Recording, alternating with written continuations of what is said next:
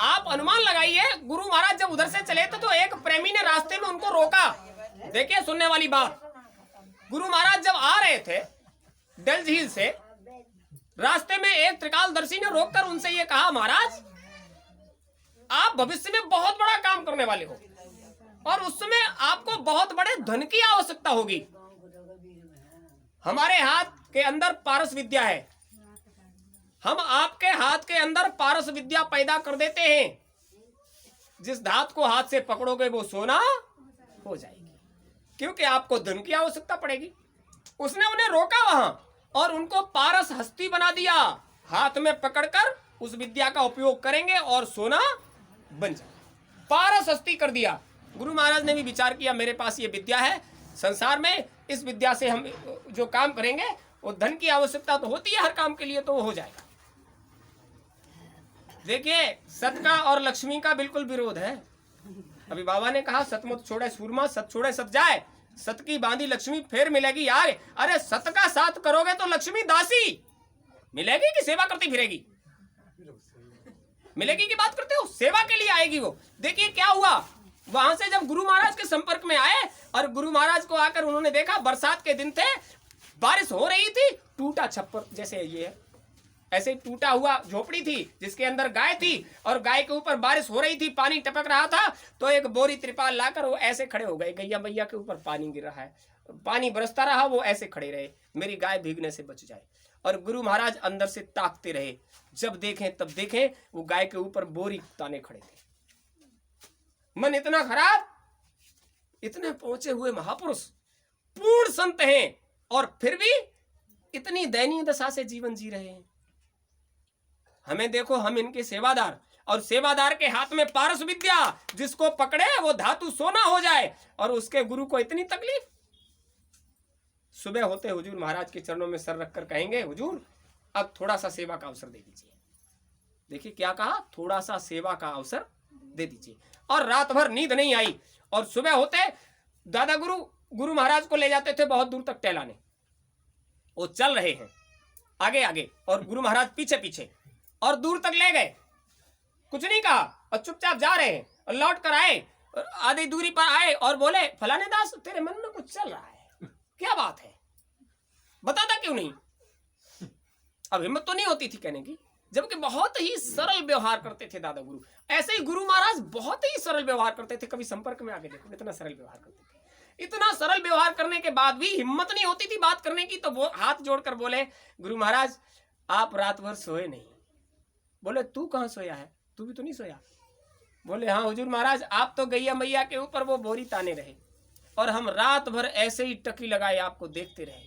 पानी टपक रहा था और आप गाय की सेवा कर रहे थे। हुजूर हमारे होते आपका ये कष्ट हमसे देखा।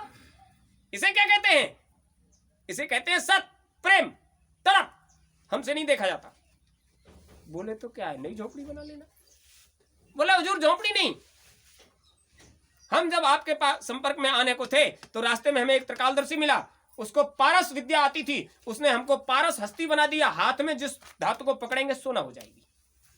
इसका एक उदाहरण गुरु महाराज ने दिया था। रास्ते में जब आ गए थे आधी दूरी पर, तो उन्होंने एक बनिया से कहा था, हमको एक अठन्नी दे दीजिए, हम अलीगढ़ पहुंचेंगे।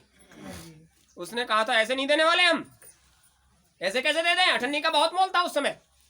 बोले नहीं दे दीजिए। बोले नहीं, बिना मेहनत के नहीं मिलती है। बोले बदले में दे दीजिए। बोले बदले में तुम क्या करोगे? तो उसका चाबियों का गुच्छा पड़ा हुआ था। हुजूर महाराज ने ऐसे करके उसको हाथ में पकड़ा। बोले तुम्हारी चाबियां किसकी थी? बोले लोहे की। और ऐसे करके उसके आगे फेंका दिए, सब सोने की हैं, पकड़ ले।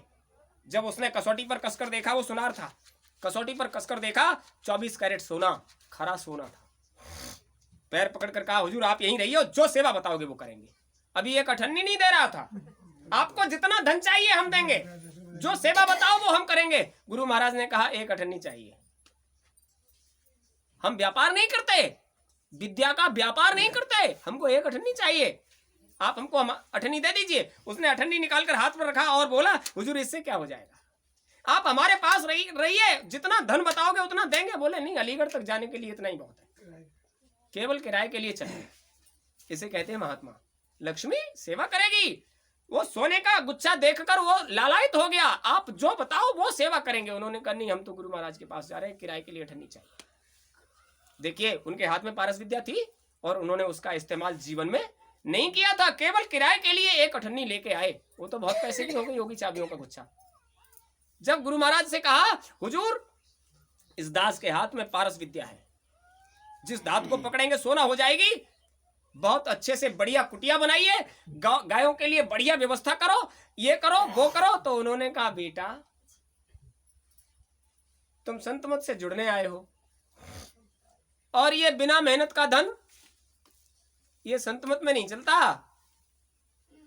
तुम जिस काम के लिए आए हो उस काम को करोगे या इस विद्या से सोना बनाओगे? बोले हुजूर हम समझे नहीं। बोले बच्चा ये लो जल हाथ में, यदि आपको अंतर की विद्या चाहिए तो संकल्प लो कि आज के बाद इस विद्या का कभी इस्तेमाल नहीं करोगे।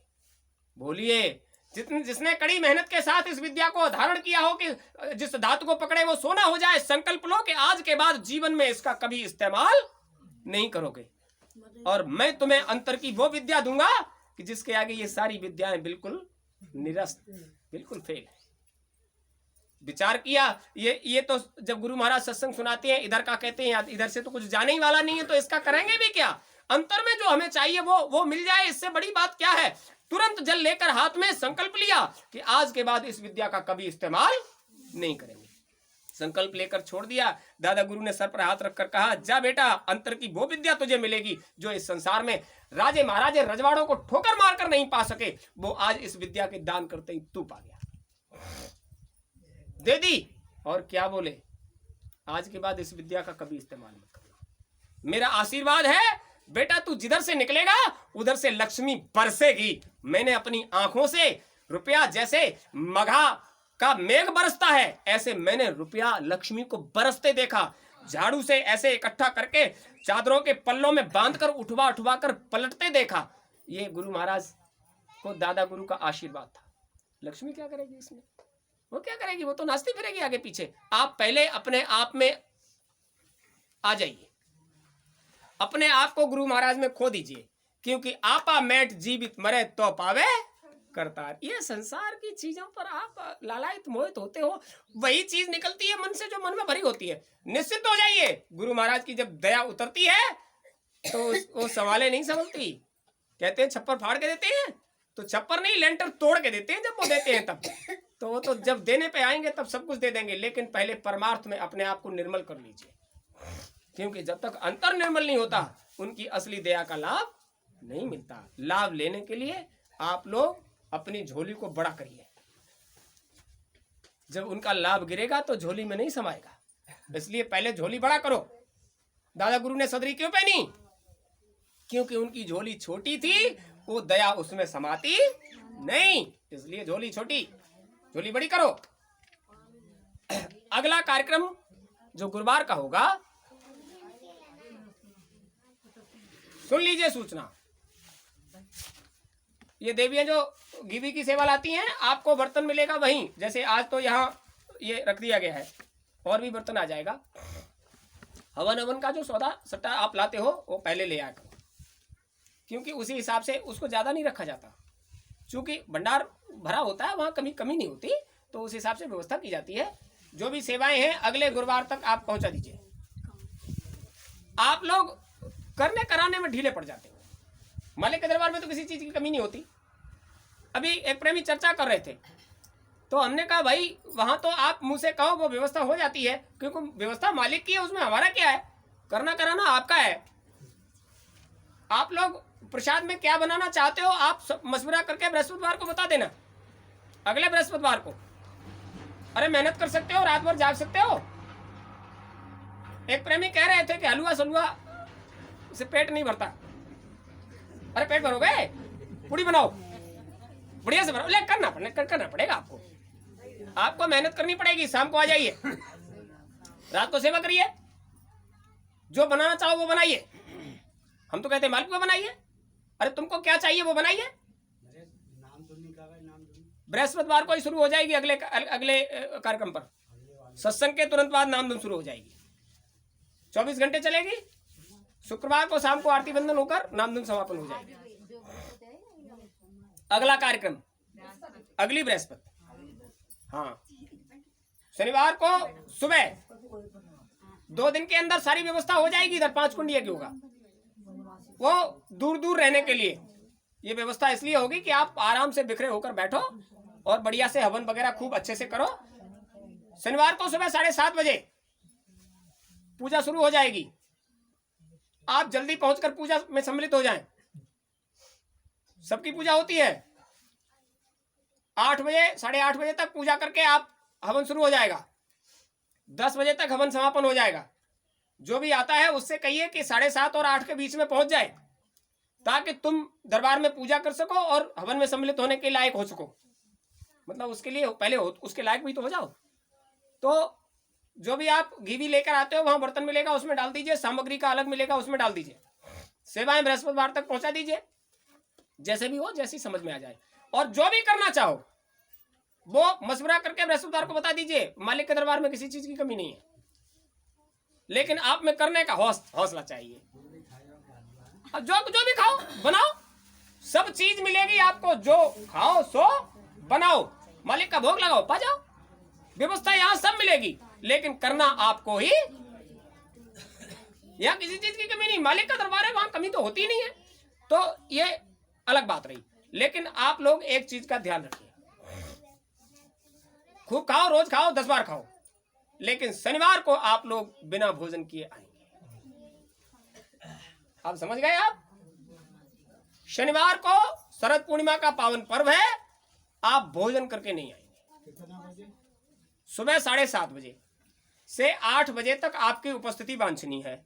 7:30 बजे पूजा विधान शुरू हो जाएगा। 8:30 बजे हवन में आहुति पड़ जाएगी।